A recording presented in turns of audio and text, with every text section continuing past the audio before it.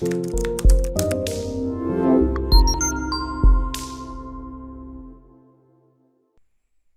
this is Valerie Van Booven with the Senior Care Industry Netcast, where leaders with 3 or more years in the senior care industry share their advice. So let's get to it, and in a few sentences, tell us who you are and what you do. Well, thank you, Valerie, and I appreciate you having me on today. My name is Brad Ortmeier, and I am owner of CBS Staffing, and we're located in Des Moines, Iowa. We provide contract, temporary, and permanent placement of healthcare providers throughout the state of Iowa and also in several other states throughout the United States. Our staff predominantly work in nursing homes, hospitals, clinics, any type of facility that is really looking for a healthcare provider. We will help them find a good match for them. I've owned CBS for the past 13 and a half years, and lucky year 13 in 2020. So, but even though it has been a challenging year, I really have been rewarded in the type of staff we have out here.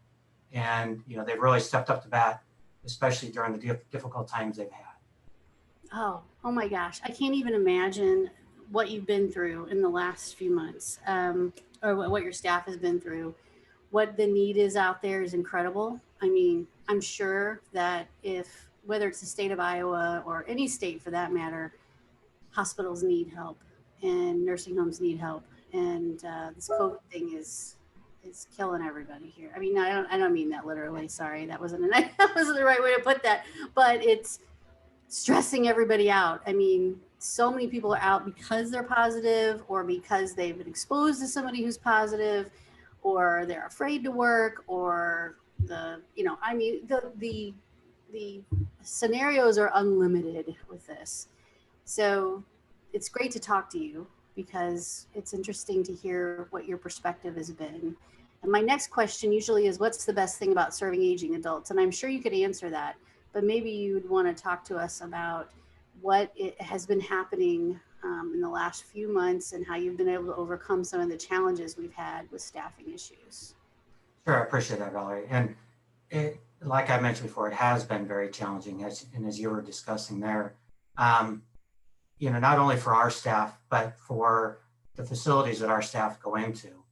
It's challenging for them because they live it on a day-to-day basis. And some of our staff members are temporary, so they go into those facilities. Maybe it's just several times a week. Some do work full-time there and some work part-time. So they don't experience it necessarily on an ongoing basis like the facilities do. And I'd say one of the biggest challenges they've ran into is really being able to, first off, have the proper equipment to be able to take care of these residents. It's the hard part has been making sure that these residents are comforted. And so when somebody comes into their rooms, they're not feeling like they're in a special place because of the fact that the person's coming in with all this gear on. And it can be scary for those residents. It does look scary. It looks like somebody's coming at you in a moon suit sometimes. I mean, especially if you have dementia or Alzheimer's disease, or you're confused for whatever reason, the gear can be startling. And if it's not meant to be that way, but it can be. Absolutely. Yeah, and so they're, first off, the residents are the ones we have to make sure are taken care of. And our staff has done a great job in when they go into those facilities, and when the facilities themselves have done a great job in trying new activities for these residents, because they don't have that contact anymore with their family members. And, they have to do, as you've seen on TV and many others have, they have to get creative in what they do for these residents to make them feel better so they don't feel neglected. They don't feel like they're out on their own. These residents go into these facilities because it's unfortunately the last place that they're going to really be able to call home. And so they got to make it feel like home for them. Mm-hmm. And not having that close contact with their family members, they have to find the other ways. We go into these facilities, and I work with a lot of different facilities. We probably have over 100 different facilities we work with off and on. And one of the big things is if we go into it with a partnership with these facilities. We're not coming in there as just a fill in to help when they're short on staff. We're coming in to help partner and take care of these residents with them. And so my hat goes off to these facilities and the people within them, because they're doing so much and all they can with, unfortunately, sometimes with the least amount of resources. Yeah, yeah, it's true. I mean, they're struggling and trying to maintain, and if your whole kitchen staff is out, I mean, I've heard every story you can imagine, but it's hard. Who's going to feed everybody, and then it's on and on. So I think to me, and in my business, we deal with home care agencies more so than facilities, and to be able to staff a home care agency has been a tremendous challenge. Although you hear this, everybody wants to be at home. I get it. Okay, that's not everybody can be at home, but for those who have been able to go home, that's great. But then the home care agencies can't take more clients because they're not able to staff them, so they're turning away business because they cannot find enough staff to help them and be consistent. And it's not just COVID. I mean, this is not a new issue by any means, but COVID has certainly not helped the issue at all. Right. Especially it's getting better now, but at first, caregivers didn't want to go into homes where they didn't know who else had been there. People didn't want caregivers in the home because they didn't know where the caregivers had been. I mean, it was just like catch 22. You don't want people in, but you don't want, people don't want to go in also. So anyway, it has slowed that pain point has slowed down a little bit. People are even though I know that the cases are on the rise, people are seeing that the devotion of these caregivers and the protections that they put in place, and the way they conduct their daily lives when they're not at work is a good reflection of how they present themselves at work. So they're trying to protect themselves all day, every day, so that they can also protect their clients when they're at work, which I think is commendable. So I know you've probably, I can imagine your business has been very much in demand lately for trying to staff hospitals and nursing homes and wherever else you do. In demand, but it's tough these days, though. We are in demand, but the problem is there's a shortage of caregivers. Yes. And not just on the nurses themselves, because that's what you hear about the most in the media, are nurses. We have a big portion of our staff are certified nursing assistants, so CNAs, who go into these facilities, and their job is, just as hard, if not harder, than the nurses. Yes. What they're performing, because they're actually having to, help these residents get around and up and about. And so they're even having to do more interaction than the nurses do within these facilities. And unfortunately, before, people would come into this business because of the fact that they thought it'd be a good job. Now they're scared to come into it because of the environment they have to go into. So it's been a difficult aspect, from there. And I'm not the only one that runs into shortage of staff. No. Hear it all over the place. Everywhere. And I would also say that before COVID even, there used to be a time when CNAs and HHAs and caregivers needed the home care agency. They needed that job. And now that the tide has turned, I'd say but I mean, home care agencies, nursing homes need the caregiver more than the caregiver. Caregiver has plenty to choose from. Whereas the nursing home is desperate for, to get the right people in the door. And so we have this challenge where if I'm a caregiver or CNA, I can, I may have somebody I'm very loyal to. I may work somewhere for 10 years, but some of our younger, newer ones may say, well, you know what, they're paying 25 cents more an hour over there, and I'm taking it. Or they have a $200 sign-on bonus. I'm going. And I get it when you're young, and I get it when I get it. I get it when you're old. I get it. But I know that it is the turnover, and there are good ways to retain caregivers. I know that too. But the turnover and the shuffling back and forth between different facilities, different agencies, it's craziness. So my hat is off to you, because this is all you do all day. And it takes a lot of patience and a lot of courage and a lot of time. to make sure everybody's in the right place, the caregivers are well vetted, and that they're doing their jobs correctly. It is not an easy job what you do. And so thank you for doing it. Because I could not do it.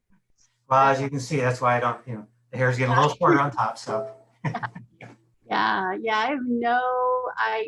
Some people have asked me, hey, would you start a home care agency today? And the answer is no, not because I don't like home care. I love home care, but I could not deal with I am not good with some of the staffing issues that people have had to deal with in their life and in their own business. From mom and pops to $30 million, facilities, agencies. I mean, it's the staffing is just, it will make you or break you sometimes. So you coming into play can help solve some of those problems when you have the ability to do that. So that's awesome. well, and as we talk to the facilities, I tell them we're a necessary evil at times. So you know what? But I would love that necessary evil at this point. I'd be like, I don't care. That's fine. We gotta take care of these people and take care of them correctly. So yeah, absolutely.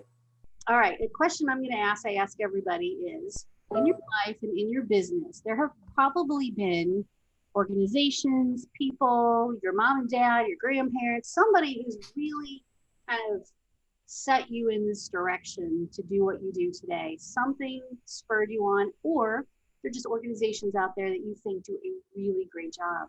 Is there anybody you'd like to talk about or give a shout out to, or talk about how you got into this whole business? Well, oh, sorry, I didn't mean to cut you off there. I had to think about this a little bit because I did spend, before I got into this business, I spent 20 years in the corporate world and working for different companies. My last 10 years was with a large financial company here in the Des Moines area. And like many others, my position was downsized. And so I had to spend some time figuring out what I wanted to do with my life. Being in my 40s, it's like, okay, you can go through the regular process or try to figure out, really what I need to do. And at that time I had a young daughter and I thought, I need to do something where I can be able to spend the time with her. Yeah. And also find something I really want to do and be passionate about. So it just happened that I ran into this business. I knew the owner and he was looking to move on because his family had moved on. And so I jumped into it, feet in head first. And because of my background in the corporate world, and I managed some large customer service areas, I also managed some client relationship and programs that we had through the company that I worked for. And so I had a lot of background in working with people from both perspectives. And in this type of business, you really need that. So I have to look back upon and who I would give a shout out to. I kind of give a shout out to my parents, of course, for starting off and how, bringing me up the right way and work hard. Nothing's given to you for free. And you have to really work hard for it. And, I started when I was 13 years old, or actually less than 13, delivering papers as a little kid. Nice. So Yeah. 4:00 in the morning, and just continue to work from there because, I needed to do the right thing. And that's what I hopefully was able to transfer over to my daughter, who is going to medical school. So that'll be a good thing here. But the other part of that is, and what I really want to give a big shout out to is more of my staff, and their dedication to what they do on a day-to-day basis. Yes. It's like I was saying before, CNAs are unsung heroes out there. They work really hard.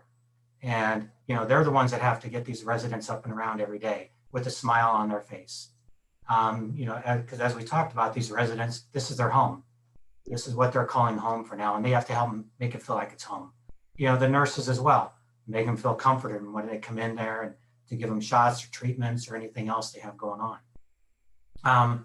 The other part is a big shout out to the clients we work with. These clients going through, especially this year and what they do, it's been a great partnership. And, there's been tough times out there, but, I really have to give my hat off to them. They've really taught me a lot, and hopefully we've been able to teach each other some things at the same time. Very nice. You're right. They are the unsung heroes. These folks, COVID or no COVID, showing up to work every day to help our senior population live a better life with dignity is there's nothing that replaces that. And I can attest to that. There are some, my father was in a nursing home for a couple of years because of COVID. He's at home right now with his wife, which is tough to manage, but he's dementia. Not serious enough that he knows what you're talking about and all that. He's able to carry on a conversation, but time and bathing and those kinds of things are kind of like, It's tough. it's really tough. So, but at the nursing home that he was in, the care center, there were some aides and he was out in the country, which I think to me that made a world of difference. 40 miles from me, but I didn't care. That was fine. It was fine because I knew he was getting good care. And I knew in that rural area that those people that worked in that nursing home all knew each other. They all know some of the residents that are there are people that have lived and grown up in their community right along with them, or it's their parents or their aunts and uncles or their grandparents. So the care was very good. Now COVID has, really taken a hard turn on a lot of people. It's not easy. The isolation is tough, but I have to give them credit. Some of those aides, they're lifetime aides that have worked there. They've worked there almost their whole career, their whole adult life. We're amazing every single day. And that's just amazing to me because I don't know if I could do it that long. Right. But they're great people. And there are a lot of great people out there. I'd say overall, the human element is super and outstanding. And we take care of each other the best we can. Yeah. So thank you for that. I think it's nice to know how your business started. And I think 40 is always a good age to start a new chapter. I'm almost 50. So I think every 10 years we kind of look around and go, is this what I'm doing? Yeah. But once you're happy in your job, that's awesome. Right. Yeah. That's what you do every day. All right. How about online marketing? We ask everybody about online marketing. It's tough to do in-person networking right now. So we've been relying on a lot of email, a lot of secret drop off by the front door and wave and run, and and some things like that. So what has been your take on online marketing? It's, being older, we grew up in an age of one ads, out there. Yeah. And, having to go the paper way to try to find a job. Then it's kindly progressed. It's slowly, for a while, it's just progressed, but now it's just gone rampant with the different types of channels there are out there to market yourself. Crazy. And for employees to market themselves to you. Yes. So you kind of have to look at it from both facets there. And, I've been fortunate to know a couple people that, and have some friends that have been in the marketing world. And so they're able to help me understand and navigate the marketing world today, as it's known, a little better than probably some other people have been able to. So that's helped. We reach out in a multitude of ways to get people on board with us, be it through Facebook, just any type of channel we can find out there, because it's just amazing how when you go into one little application, all of a sudden your information is popping up everywhere. And you get all these little ads that pop up all the time. And it's amazing to me because I don't understand the whole inner workings of it. Yeah. I just know somebody's making a lot of money off of that in the background. Yeah. Somebody. Yeah. What business are we in again? Yes. Really. Somebody is. And you're right. You have to be on multiple channels because, you're wanting to market to, facilities. You want your services in those facilities. But on the other hand, I guess probably the most of your marketing is marketing to those CNAs and HHAs and people who are caregivers and then some nurses and things like that. So I would guess that you do have to use almost every platform. Your demographic ranges from young people on Snapchat to people on Twitter and Facebook and Indeed, Glassdoor, ZipRecruiter. I mean, I would imagine that you've tried about everything. Very much.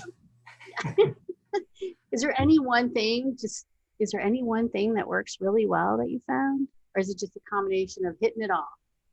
It's a combination of things, but I have been surprised at how well, and we ran into this last year already before this whole virus thing came about, is the Facebook ads, for as much as people don't like Facebook and everything, they have the inner workings, the engine there to really propel that stuff forward. And it's amazing, that the amount of stuff you get from there and can be passed on. The other part is word of mouth. We do live a lot off of that, believe it or not.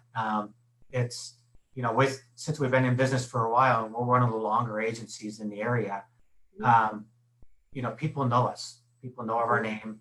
And so, they'll contact us because they say, hey, I worked with somebody, one of your staff members.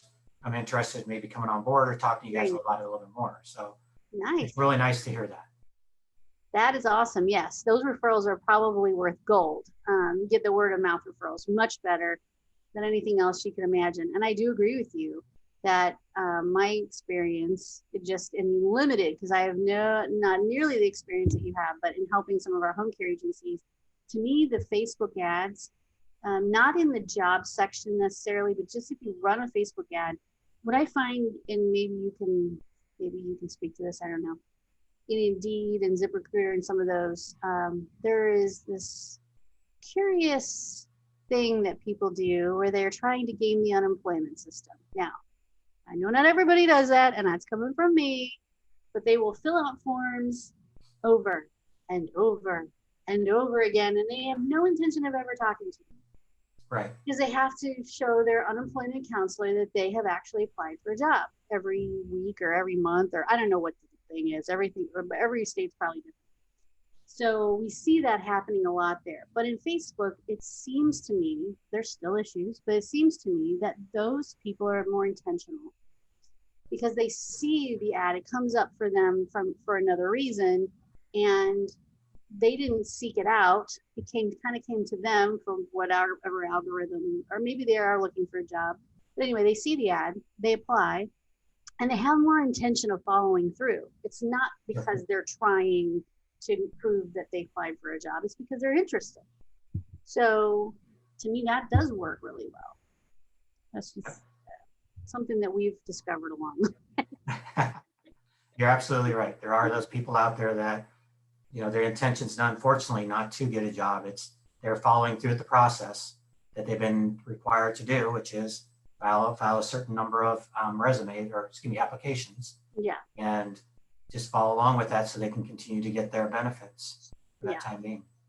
Yeah. And I think that in the beginning of our virus issue, when the unemployment benefits went up significantly, it gave people a lot of reason to not get employed. But thankfully, in this business, there are those who, in hordes, who are dedicated to what they do. So there's always more good than bad. So we're thankful for that. But it's interesting as you go through this trying to hire and the whole recruitment process, the stuff that you learn, even though that's not your forte, I mean, I could see that a mile away, and I don't even do this for a living. I mean, I don't do what you do every day. So to me, it's sort of like, this must be a bigger problem than we realize. Yeah. Okay. What piece of advice would you give to other care providers out there, whether it be a staffing agency, nursing home, whatever? I just say the main thing is it's just, and it's an old cliche, is that just remembering we're all in this together. Yes. We are. We're all trying to provide the same care, same type of care, which is quality care for these residents out there, to make sure they feel at home, they feel like they are loved, they feel like they are somebody. And, they were kind of forgotten at the beginning here. And even though the media and everybody else talked about that the biggest part of the population that was more susceptible to this virus was the elderly population, they were still forgotten because the funding wasn't there for them. And it was there for the hospitals, but it wasn't there for the nursing homes. And so these people kind of got shoveled to the side. Well, at the same time, these facilities stepped up and kept taking care of these residents like they should. Oh, yeah. And they still got a bad name, unfortunately, because they got looked upon bad because unfortunately there was a lot of residents that did pass away. No, there were. As sad as it is, you can't just look at it being the nursing home's fault. Nope. And these nursing homes are, 99% of them mean well, and they're trying their hardest to do whatever they can to keep these people safe. Yes, their hearts are in the right place. They're presented with obstacles that are unsurmountable sometimes, and it's not their fault. Oftentimes, I mean, we always are going to hear about people who do wrong things, but in this case, these people wouldn't work in these nursing homes if they didn't care about these residents. I mean, they're there for a long time. You find more often that the staff has been there a long time and they're attached to these people. They don't want them to be sicker. They don't want them to pass away necessarily. They want them to have a good life. So none of this was intentional on their part. It's really been a struggle. It really has. Something they never thought they would see. So, okay, let's go to happy place now. All right. When you have a win in life or in business, how do you like to celebrate? That could mean anything. That could mean birthdays, staff accomplishments, a new goal set for the year. How do you guys like to celebrate? Well, I mean, first off, I like to celebrate with my staff, my employees and everything.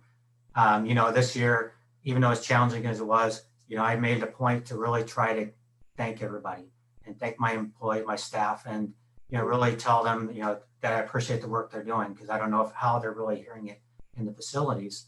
And, so this year, even during the holidays, I tried to even send out more stuff to them, because majority of my staff aren't here, so I can't touch and feel them all the time. Excuse that pun, but I know what you mean. They're not right there with you every day. Yes. And so I have to send things to them and get, figure out ways. So, I try to do more for them this holiday, especially, and try to recognize them a little bit more. The other part is on my own personal, I like to golf, hang out with my friends. I also run. I've been a runner all my whole life. So I go out and run, and that helps me clear my mind. Yeah. It really does a lot.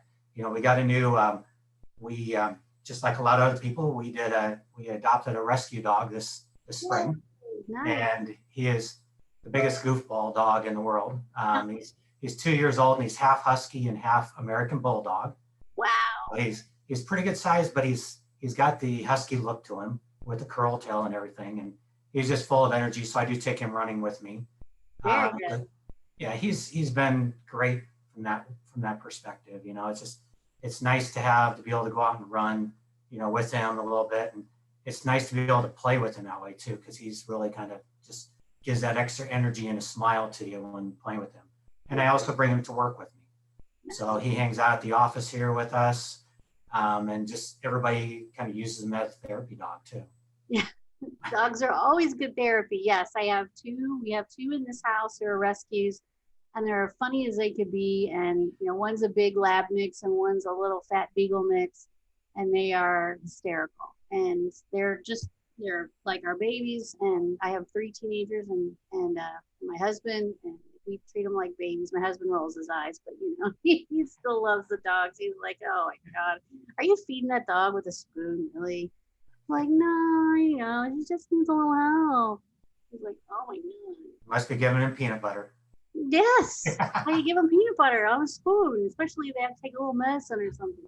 So anyway, yeah, love dogs. So it sounds like you have some good ways to celebrate. Thank you for sharing that with us. And yes, celebrating with staff or helping them and sending out some good stuff their way. It's always a nice surprise and something that they, I know I enjoy that kind of stuff. So absolutely. All right. Well, thank you. Thank you for being on the show, sharing your wisdom with us. You're the first staffing agency we've had on the show, and we'll make sure all of your information is there with the video. And you did a great job. So thank you very much for coming on. Well, thank you, Valerie. I appreciate what you're doing and the input you had and everything too. So it is a fun business. It's it's challenging and it can cause headaches like everybody else, any other job can. But I do look forward to coming in and helping people as much as I can. So thank you.